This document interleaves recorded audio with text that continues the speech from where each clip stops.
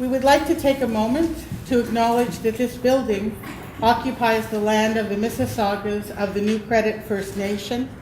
As settlers coming together in this space, it is our collective responsibility to respect and regard this land as being the traditional territory of the Mississaugas of the New Credit First Nation, and to demonstrate our respect as we gather here this weekend and in all our interactions. I want to begin by reading a call to resist social and economic destruction. That's the title. It was put out by the World March of Women, Quebec.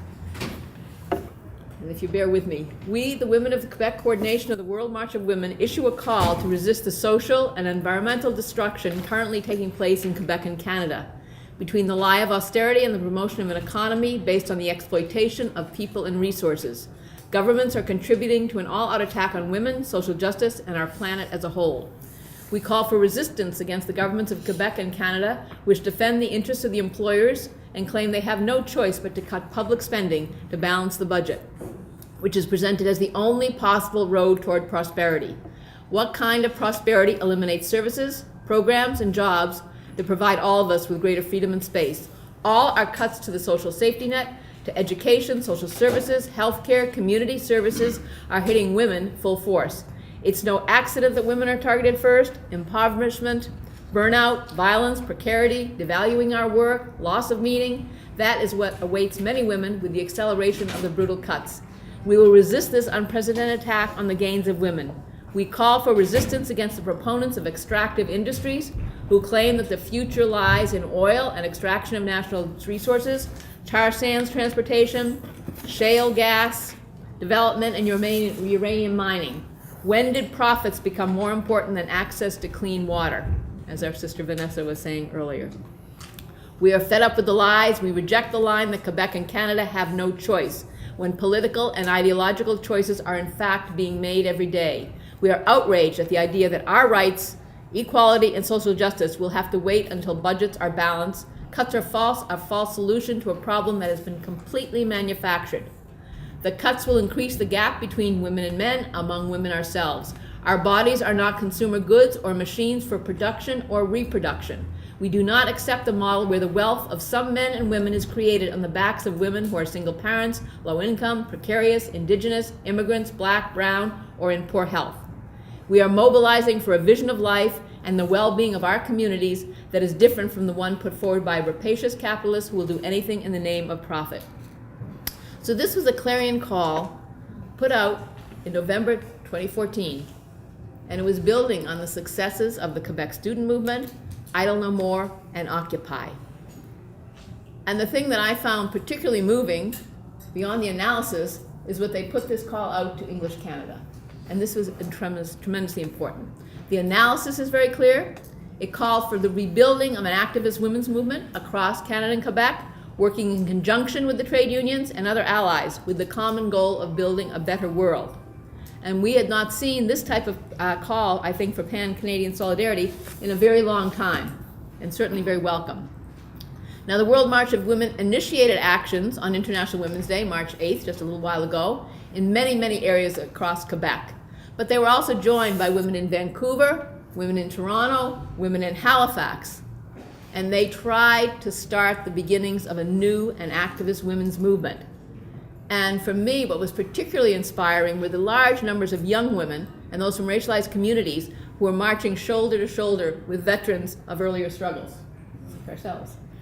And many of us in this room participated in the rally and march in Toronto, which brought 5,600 into the streets under the theme of our bodies, our territories, our communities. It was led by an Indigenous elder, Wanda Whitebird, flanked by placards saying, "Stop Harper's War on Women."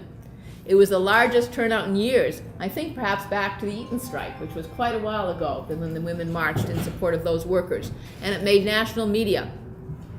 There are ongoing actions that are being planned, particularly in Quebec, but it's to culminate in October 2015, which also happens to be the month of the federal election.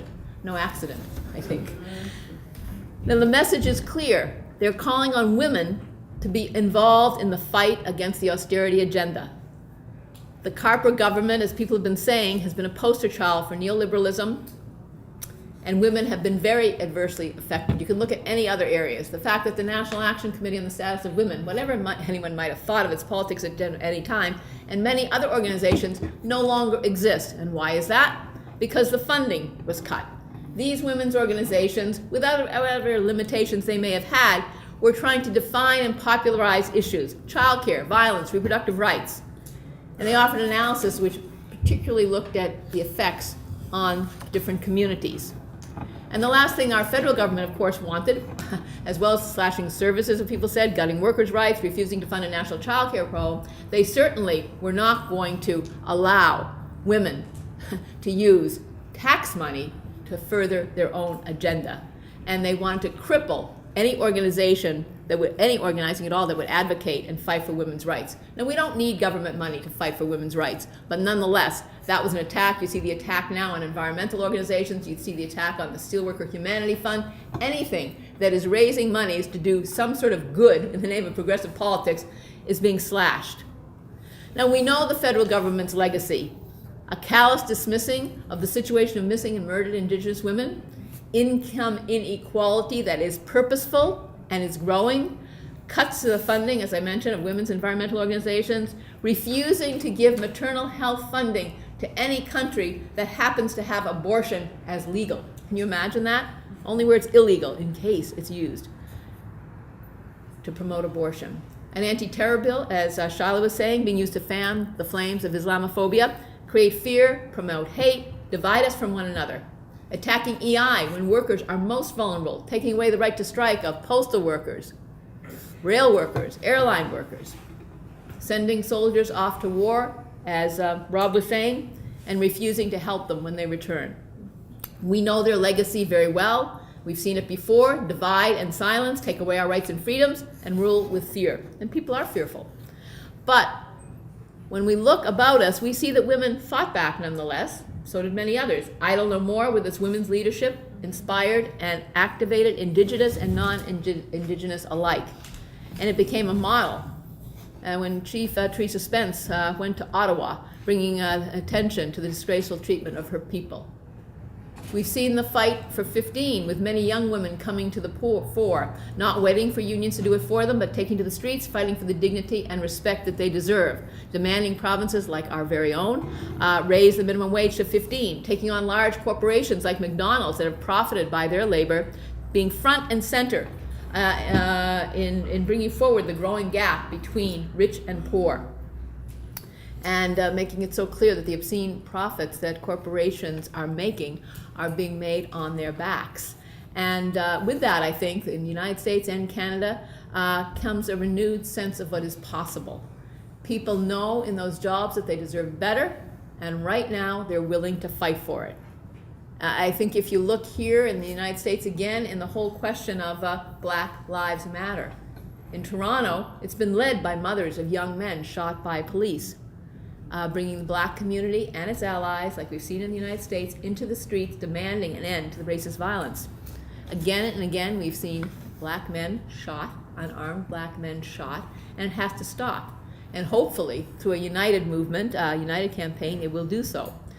And I think whether in an organized movement like the Quebec women would like to see and have called on us to take part in, or women who are in their unions or in their communities, as we've been seeing, who are standing up and fighting back, they're saying, essentially, we no longer want to take the brunt of the Harper attacks. Now, the period before a federal election is a very particular period. It's when politics are on offer, alternatives are potentially before us, and it's time to engage, like Rob was saying, in campaigns that will motivate and mobilize those around us. And we have to resist the forces which are trying to divide our communities, exploit our labor, attack our social safety net, and destroy the environment. And we've seen the large movement of Indigenous women. February 14th, there were rallies. I mean, I was one here in Toronto, in every city across the country, and reserves across the country, saying no to Harper, attacking him because he sees no systemic abuse or pattern, essentially denying the racism and misogyny that's at play. And it had a huge resonance, particularly with the growing appreciation of the depth of violence that women are facing in workplaces, communities, campuses. All these campaigns, whether it be the Fight for 15 or the environment, they are having resonance and they are mobilizing people. I mean, we steelworkers here, some of us anyway, took a bus ride to Quebec a couple of weekends ago, and we joined 25,000 marching the streets before the Premier's conference. And we were joining with those in Vancouver who won the fight against, or at least the beginning of the fight against Kinder Morgan, with Vanessa and her people who are fighting back against the oil giants. Thanks very much. And 350.org is now organizing for a very large demo in Toronto for climate justice before the Pan Am Games. It will be the high point of 2 days of action, rolling actions across the country. The Eyes of the Americas will be on Toronto, and Prime Minister Harper will be here. He'll be here, and I think it's so important that whether you're an environmentalist or whatever your campaign may be, make this a big, large demonstration pre-election that's telling people what we want, what we need. Now, I think we all know the fight will not be easy. We've had real losses. They've set out to demoralize so many. People are just struggling just to stay afloat. We've seen the plant closures, certainly in our union, the precarious work, the growing inequality, and a lack of sustained fight back in many of our unions, there's no doubt. Now, Rob spoke of the fight to save door-to-door postal services. We've got 2 postal workers sitting there who may want to speak to it. And it is a winning campaign. I don't think there's a jurisdiction in the world, I may be wrong, that has cut back such a basic service as home delivery. I don't think there's anywhere. The United States hasn't even tried it.